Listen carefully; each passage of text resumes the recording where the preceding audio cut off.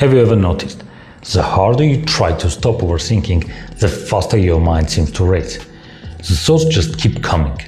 One leads to another, then another, then another.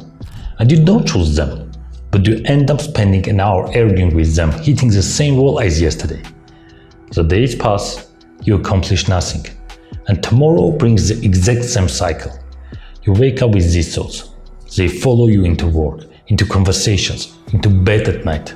Sometimes they even pull you awake at 3 a.m. with no way back to sleep. That's usually the point where one thought starts to rise above all the others. I need to find a way out. And that is exactly what we are going to build together right now. Without exaggerated promises of instant healing, but by actually understanding how the mind operates, we are going to look at it from a completely fresh angle. Because sometimes just having the option to see the problem differently is the very step towards solving it. So instead of giving you 10 different techniques, let's look at what's actually happening on the inside.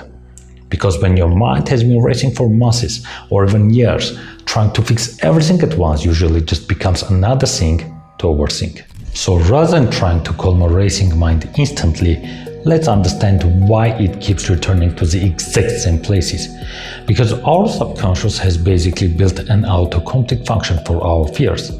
Think about how your phone keyboard works. Type a word enough times and it starts predicting the rest of the sentence. Your mind does the exact same thing. Every fear you have revisited, every spiral you have been through, you have been quietly programming that automatic response. Your subconscious doesn't ask whether the thought is actually true. The moment a small trigger appears, it just reacts. It auto-fills the rest of the negative story. That's why the same thought returns again and again. It's just running on autopilot. And here's the encouraging part.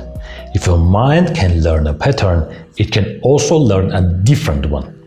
You just need to give it a new autopilot by teaching the same brain a different direction.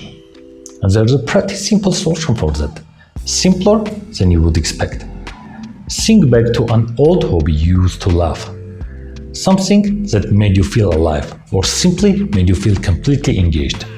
Over time, the things that used to bring you joy have been pushed out of your life, either by these negative thoughts or just the endless stress and business of daily life. But try to remember how good they used to make you feel. So a great place to start is to simply choose one thing from that list. The one that used to bring you the most joy. It could be photography, gardening, painting, or let's say it's playing football.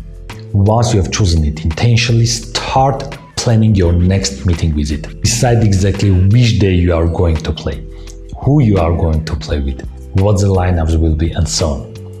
Try to stay fully engaged with that idea until the day comes. You build a bridge of small positive actions towards it. On Monday, you might plan to go and buy a new shirt. On Tuesday, you spend 20 minutes reading up on the sport or planning your strategy.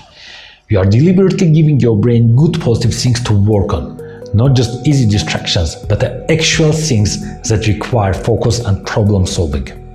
And if before that day arrives, that familiar negative thought suddenly pops up again, here is where the magic happens.